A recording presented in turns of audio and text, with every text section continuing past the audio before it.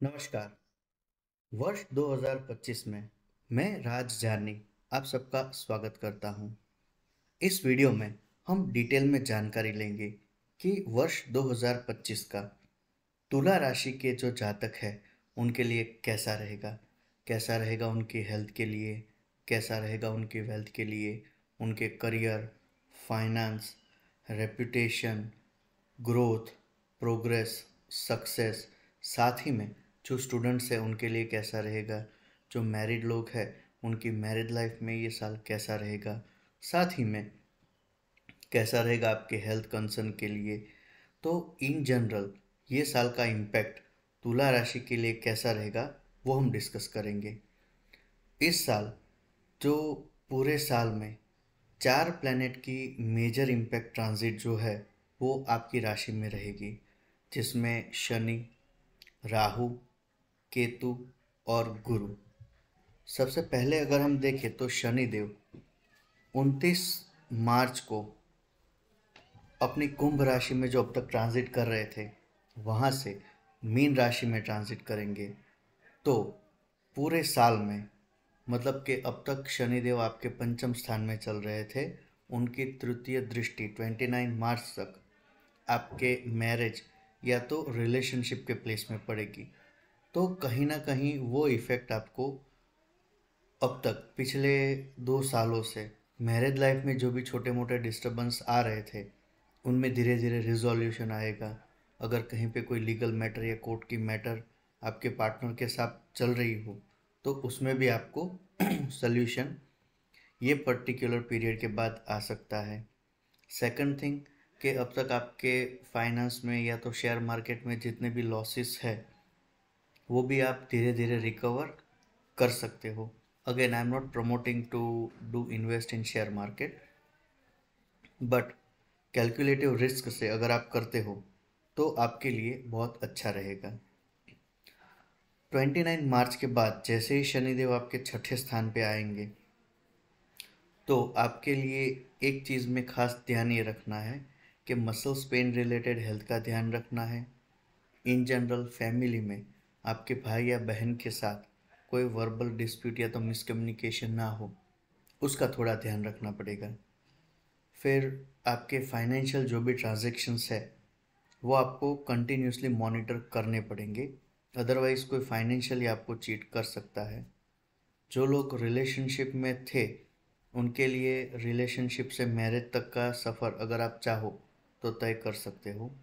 और स्टडी के अंदर अब तक जो आपको लेजीनेस आ रही थी उसमें से आपका बचाव होने लगेगा। आपको ध्यान सिर्फ ये रखना है कि शनि के बाद राहु की ट्रांजिट आपके 5th हाउस में आएगी, तो उस टाइम पे ओवर कॉन्फिडेंस में रहना नहीं है, या तो फिर स्टडी में गैप या ब्रेक ना आए उसके लिए ध्यान रखना पड़ेगा। तो एटलीस्ट ये रहा शनिदेव का। उसके बाद हम डिस्कस करते हैं गुरुदेव का। 14 मई 2025 को गुरुदेव अब तक शुक्रदेव की वृषभ राशि में ट्रांजिट कर रहे थे, मतलब कि आपके अष्टम स्थान पे। तो 14 मई के बाद उनकी जो ट्रांजिट है वो आपके भाग्य स्थान पे पड़ेगी। अब तक आपको लीगल मैटर के लिए भी थोड़ा बहुत पीरियड ऐसा था कि जिसमें आप रिजॉल्व कर सकते थे, बट ये साल में पॉसिबल हो तो लीगल मैटर से आपको अवॉइड करना है। दूसरा कि ये पर्टिकुलर वर्ष आपका वेट फ्लक्चुएशन में ना आए या तो बढ़े नहीं, उसका या तो कोलेस्ट्रॉल गैस्ट्रिक हेल्थ के लिए तुला राशि के जातकों को सविशेष ध्यान रखना पड़ेगा। ये टाइम आपके लिए स्पिरिचुअल लर्निंग का बहुत अच्छा है, नॉलेज एनहांसमेंट के लिए भी बहुत अच्छा है। साथ ही में जिन लोगों की मैरिज हो गई है और चाइल्ड रिलेटेड जो आप प्लान करते हो तो आपके लिए भी ये पीरियड पर्टिकुलर फेवरेबल रहेगा। उसके अलावा तुला राशि के जो जातक है उनको अगर हायर एजुकेशन को परस्यू करना है तो भी फेवरेबल टाइम है। फॉरेन रिलेटेड अगर आपका कोई प्लानिंग है तो भी ये फेवरेबल टाइम है। और लव रिलेशनशिप को अगर आप मैरिज तक ले जाने का प्लान करते हो तो भी आपके लिए ये पर्टिकुलर साल फ्रूटफुल रहेगा। इस ईयर में आपको थोड़ा पेरेंट्स की हेल्थ को लेके टेंशन रह सकती है, बट उसके अलावा इन जनरल ओवरऑल ये साल आपके लिए गुरु के पॉइंट ऑफ व्यू से अच्छा रहेगा। फिर हम डिस्कस करते हैं राहु और केतु की। 18 मई को राहु जो है वो अब तक मीन राशि में थे, मीन में से कुंभ राशि में आएंगे, जो कि तुला राशि के लिए पंचम स्थान रहेगा।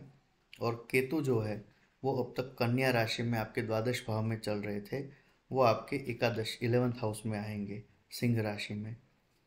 तो शुरुआत का जो पीरियड है राहु और केतु की वजह से, तो इसमें अगर आपका कोई लीगल मैटर चलती हो तो उसमें आपको राहु और केतु के ट्रांजिट के बाद रिलीफ मिल सकती है। जो बच्चे हायर एजुकेशन के लिए फॉरेन जाने का ट्राई कर रहे हैं उनके लिए साल का जो शुरुआत का पीरियड है वो ज़्यादा फ्रूटफुल रहेगा। उसके बाद जैसे ही पंचम स्थान में राहु और केतु आएंगे तो एक चीज़ राहु की इफ़ेक्ट ये रहेगी कि आपको रिलेशनशिप में जैसे इल्यूजन होना, ब्रेकअप हो जाना, तो अनविलिंगली कोई अफेयर ना हो जाए, उसका थोड़ा आपको ध्यान रखना है। साथ ही में शेयर स्टॉक उसमें आप इन्वेस्ट कर सकते हो, बट लॉन्ग टर्म प्लानिंग के साथ आपको करना है।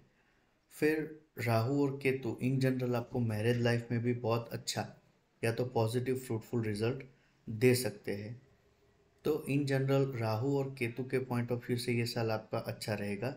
इस पर्टिकुलर पीरियड में आपको स्टमक रिलेटेड कोई इन्फेक्शन एलर्जीज ना हो, उसका थोड़ा ध्यान रखना पड़ेगा।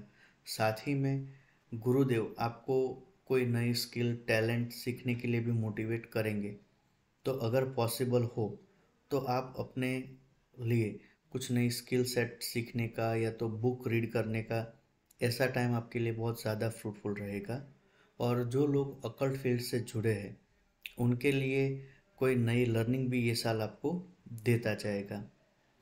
अगर इन जनरल वे में हम बात करें तो जनवरी का महीना आपको व्हीकल चलाने में ध्यान रखना है, प्रॉपर्टी रिलेटेड या तो आपकी मदर की हेल्थ रिलेटेड छोटा मोटा टेंशन दे सकता है।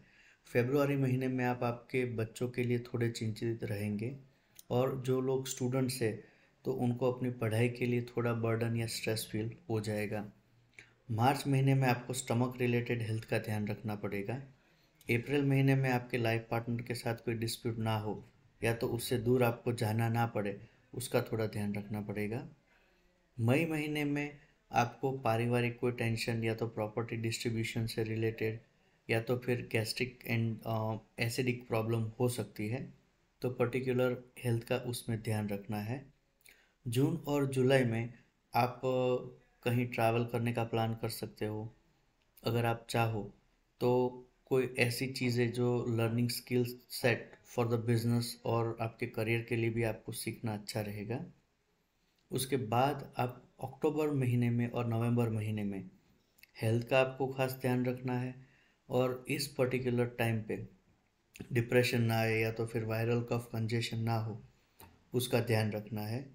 फिर नवंबर एंड और दिसंबर में अगेन आप फॉरेन ट्रिप का प्लान करो या तो प्रॉपर्टी में कोई परचेस करो, वो टाइम आपके लिए थोड़ा ठीक रहेगा।